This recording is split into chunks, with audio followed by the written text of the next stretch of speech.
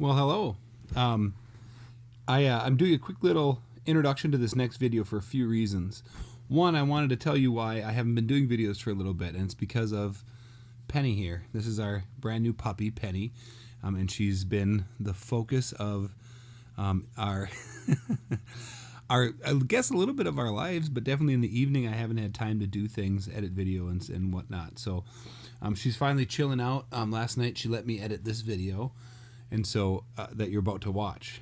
So this is Penny, the new mascot of my channel. I also want to let you know this next interview looks just a little bit different.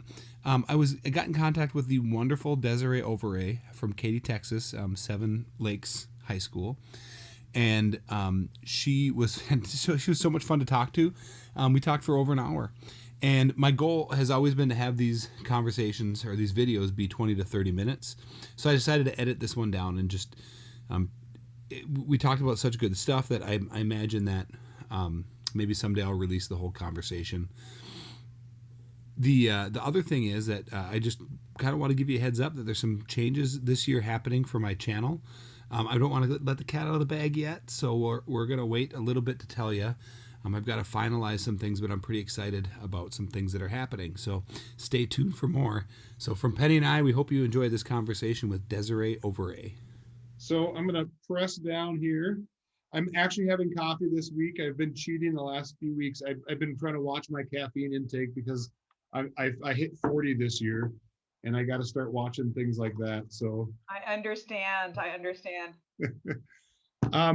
Well, here we are on French Press Friday. Before we start up with my next guest, I'd like to ask everyone that's listening to take a moment, subscribe to the YouTube channel, like this video, and also visit my social media stuff. You'll find all that in the description below. Today we have Desiree Overree, and I that's right. All right, I did it right. But I was told I could call you Des. So Des, thank you so much for being on my YouTube channel. It's my absolute pleasure. It's going to be fun. It is going to be fun. I have to tell you, I am impressed by our communication we've had together. And then I looked at your program more. 230 students and 7 orchestras at your school. Is that right? It's a really large, what's so funny is in Texas standards, it's not that large. We're kind of medium large, but outside of Texas, it's like, my God, you've got a humongous program. And we have 6 string orchestras and 1 full orchestra. And so our 6 string orchestras meet during the day, but our full orchestra meets outside of the day. And that full orchestra will combine the top 2 string groups plus students from the varsity level band. We are currently running at about 210 students because at the beginning of the school year, many students assumed that we were going to follow the model that we went into emergency learning last year, which was mostly asynchronous. And they didn't like it, and I don't blame them. But this year is very, very different than what we had in March through May. And we're running, like I said, at about 210 students, which is fine. I understand. And I think everybody understands the numbers are going to drop a little bit from here to there. I mean, at one point in time, we were at, it kind of fluctuates from year to year, but we always run at about 225 to 240. And that's what we run at. Yeah. So I forgot to mention you're at Seven Lakes High School. Seven Lakes High School in Katy, Texas. All right. And I thought I would point out that my research says it's 67 degrees there and it is 9 degrees here in Minnesota. So we have we have quite a difference in. God bless you. God bless you. Because I have a little light sweater, my little Mr. Rogers sweater, and I'm cold, and so 9, that's like a shoe size, man. So that's, Yeah. And that's nothing, here in Minnesota, we get much colder than that. So God bless you. We picked up a puppy this weekend. We got a new dog, and she goes potty so quickly because she just wants to get inside. So So I'm going to switch back to, you've what's your teaching model? You kind of hit on what you did last spring, but what are you right now, and what's your teaching model? We are asynchronous hybrid, and every day is different. Or so it seems. We always expect to be doing one thing, and then our lesson plans just kind of fall or change or adapt simply because of technology. And so we right now, I think we have about 70%. I want to say it's 70% in a virtual format. And so we have less than 50 students in person right now. We never keep track because it changes every 6 weeks. And every 6 weeks, students or their families can opt to return back to virtual learning, or they can come in person. And so every 6 weeks, our counselors are changing up schedules and doing this and everything. And so I can't say that it's a planning nightmare, because what we do is the week before we poll, okay, who's coming back, who's going in, et cetera, and we just make it work. Because of the planning that we did in July, because we basically gave up the month of July to start understanding what we were going to be faced with this school year. Because of our plans that we did in July, and even in the first 2 weeks in August, we've been able to switch very, very fluidly between both models. And our setup, it looks like I'm at NASA in Houston, because there are 4 computers running our program right now. And then of course the classroom component. And so our largest class, I think, has 15 students in it. Now, I do have a large orchestra room, so when it comes to physical distancing, it's a non-issue. I feel safe all the time. I am very, very blessed because my facility is gigantic. And so with the 15 students in the room, it's not a big deal. But at home, there's 40 more students on the screen. And so our classes are actually anywhere between 50 and 55 students. It's just that 40 of them are on a screen and 15 are live, and we're teaching to both of them at the same time. You know, I sometimes I think about what we're going to look like after this is done, and I think that we are going to be so easily adaptable because of this year. I mean, we haven't had to switch, it sounds like, as much as you have, in and out of different models, but yeah, I think it's, I mean, I'm trying to be optimistic, you know, like, hey, we'll be super adaptable now next year. We are all much smarter than we make ourselves out to be. We have problem solved on the fly. We've figured it out. We've revamped learning. I mean, our subject matter is not virtual. It's just not. That's not what it's designed to do. But we've made it work, and we have, you know, looked at existing technologies and we've just made it. I know it sounds very trite when I say we've made it work, but that's what we've been doing as educators. When I say we can hear the kids at home, we can hear the kids at home, because we're using a software called Jamulus, and it's an old software. And let me tell you, this software needs some tweaks. It still absolutely needs some tweaks, but we're using the Katy Symphony Orchestra's, we're also running in conjunction with them. We're using their servers. There are all 40 or 50 kids plugging in. I put the headsets on, and I usually have a one ear, one in type of thing. And then I can hear the kids in person, and I can also hear the kids at home.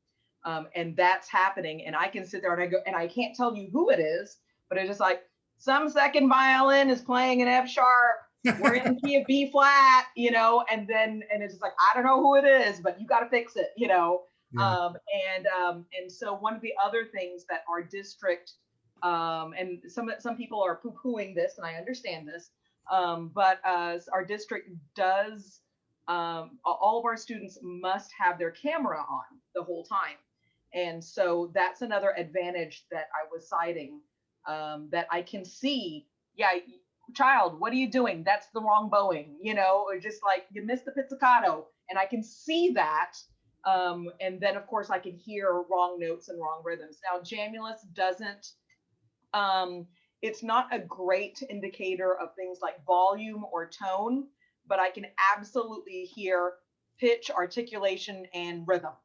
And if we can start with that, then I can fix this and that, and then that's just your musicians. Then you're just relying on your musicianship skills. Yeah. So that's an advantage that we've had.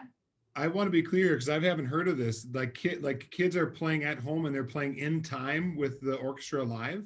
Yes. Okay. Now there is a little bit of a delay. Everything is going to have a delay. There is a little bit of delay, but it does work, and it does work with minimal equipment. And so, like I said, we researched 3 or 4 different options in July. And you had touched a little bit that you wanted to ask about my student leadership team. We used my student leadership team as the guinea pigs. And so we had group A using this one, group B using this one. And we basically said, okay, try it out, go set up a Zoom and then talk to each other. What works? What do you like about it? What don't you like about it? And then y'all are going to give us a report. And we sat in on those reports and listened and such, and we wanted to find out what user issues there were and what we needed to do in order to make everything work. And the kids, we tested out Upbeat Music app, and it didn't work for our needs. It was great for chamber, but when your smallest chamber group has 4 in it, that wasn't going to work for our needs. And with class sizes as large as us, currently using the servers that we're using, we can have up to 100. The sound is not great, but like I said, I got notes and rhythms. And if I can hear that, that's 50%, of what we have to fix. Now, I will also put a caveat next to this statement. You really need to understand computers and technology in order to use Jamulus. Now, am I that person? No, I am not that person. I have a fantabulous assistant, Sean Carlton, who he has been, and I excuse the pun, instrumental in making sure that it works. And then we, of course, have the organizer of the Katy Youth Symphony, who is Brandon Amison, and he's been amazing to work with and such. And he's one of those tech geniuses. And so between me understanding it from a user standpoint and then those 2 guys understanding it from a computer standpoint, we've been able to make it work. And so the things, what do you need? What do you need to make this work? As a student, you need 2 devices.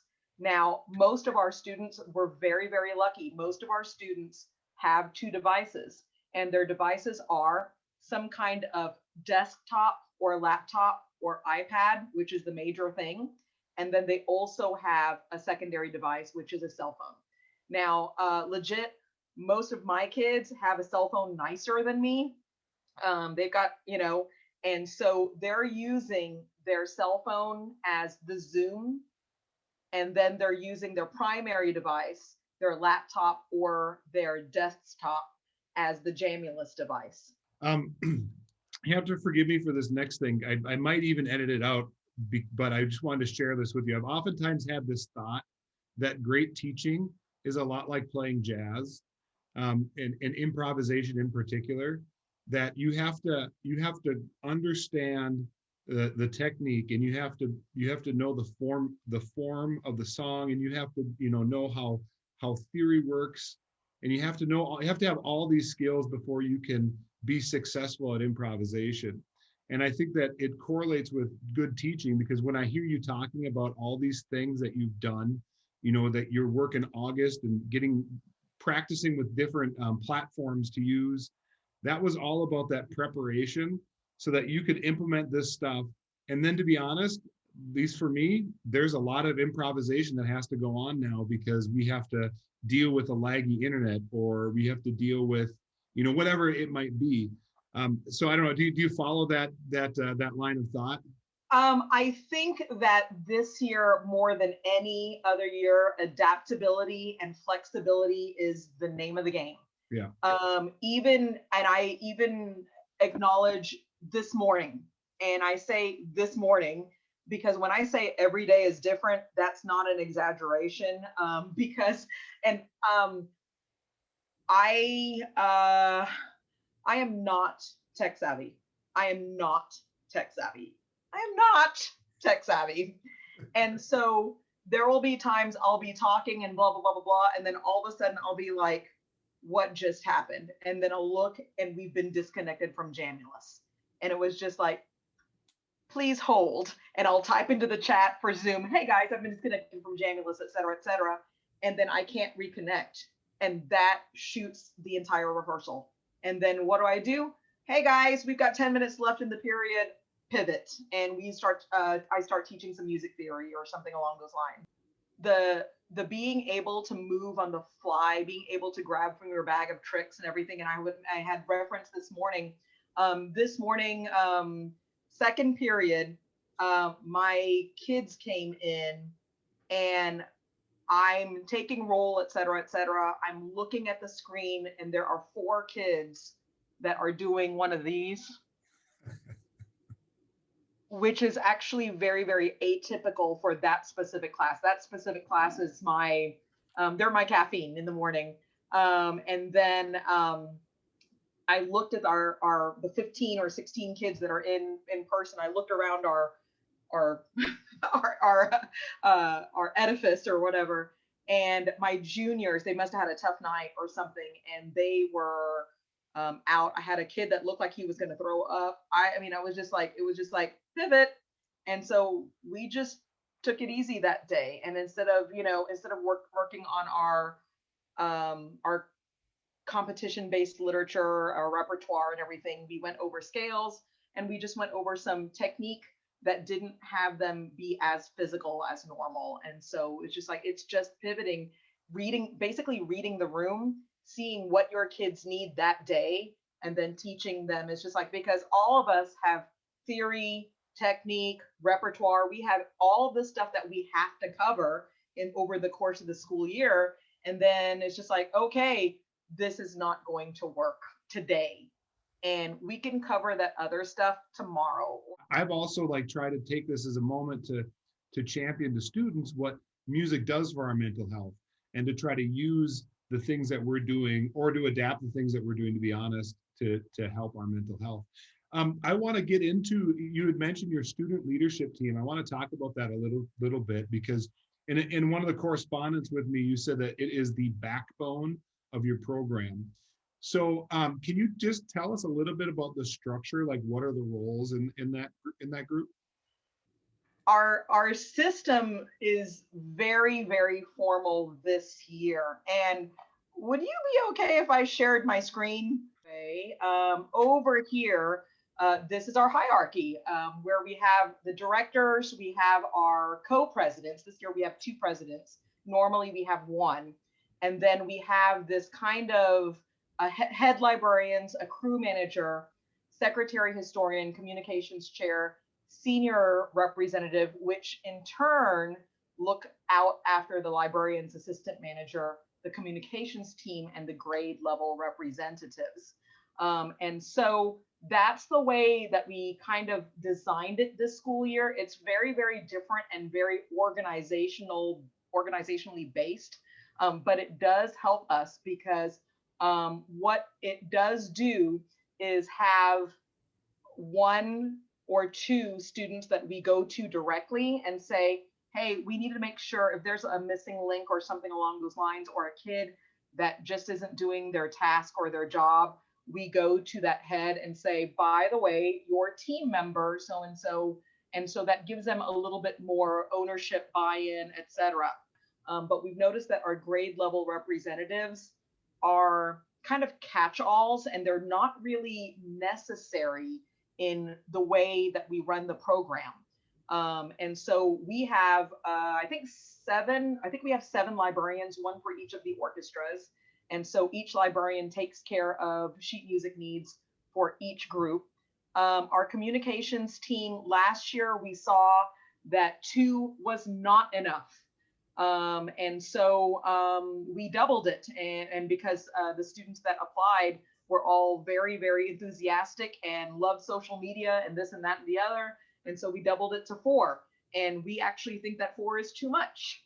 Our kids don't know this yet, but our grade level representatives may be going away.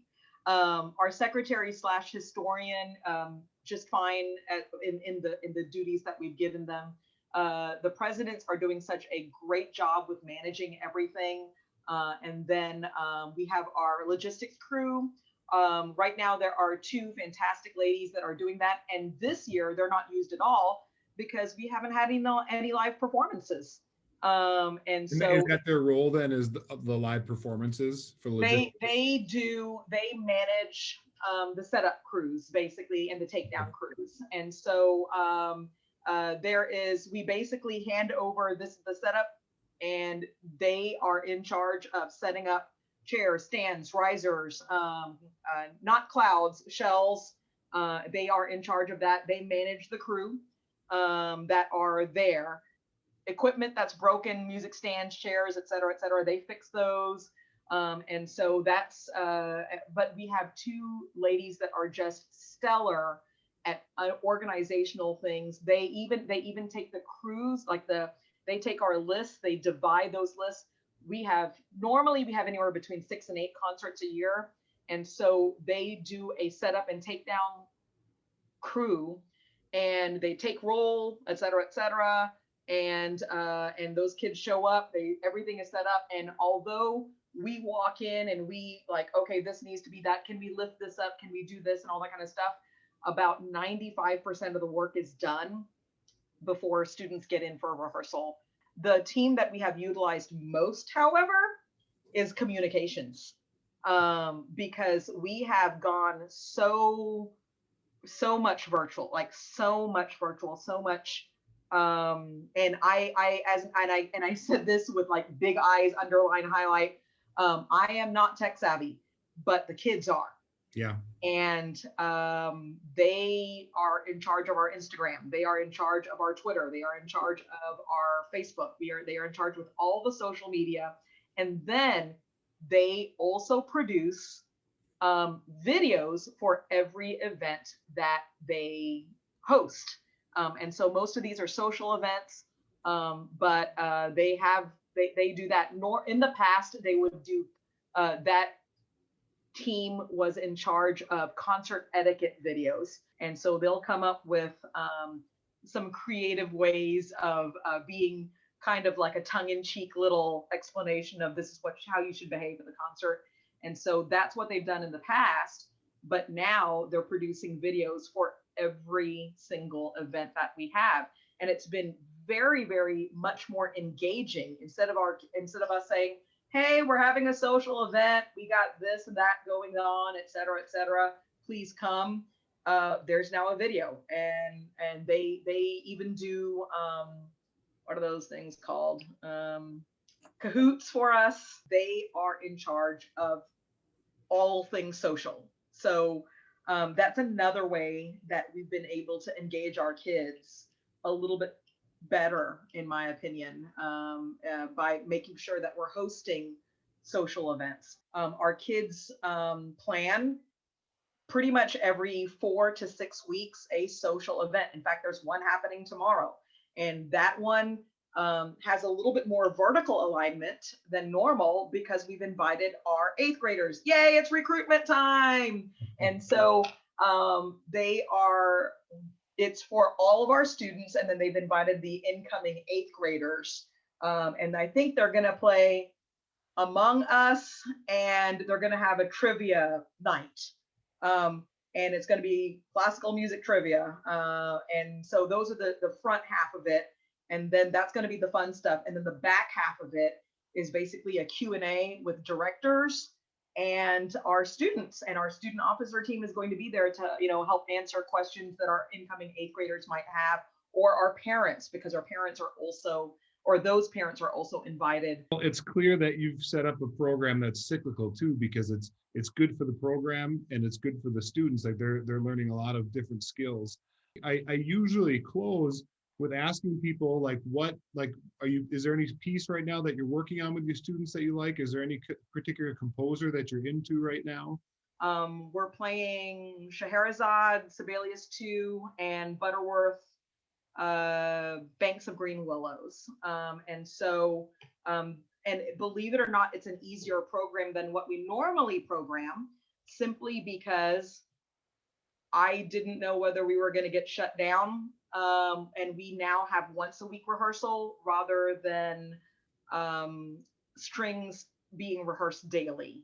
And so plan A was something different. In plan A, we were going to be working with a couple of composers on new music. We all have friends that write and such. I've been talking to a dear friend, Michael Markowski, who he wrote a fantastic saxophone quartet and orchestrated it for strings, and it's magnificent. And we are not doing it immediately. Sorry, Mike. I don't think Mike's gonna be watching, but we're not doing it immediately. But that was what we were going to be doing, and it's not what we're doing now. We're trying to see how that's going to fit, but that's what we were going to do. Des, I thank you so much for your time. It's been so fun talking to you. Yeah, that's fun. I don't know if it'll ever happen, but I hope there's a day maybe where I'm in Houston and I can stop by and say hello. Absolutely. We'll have you as a guest clinician or something along those lines. That'd be It'd be totally fun.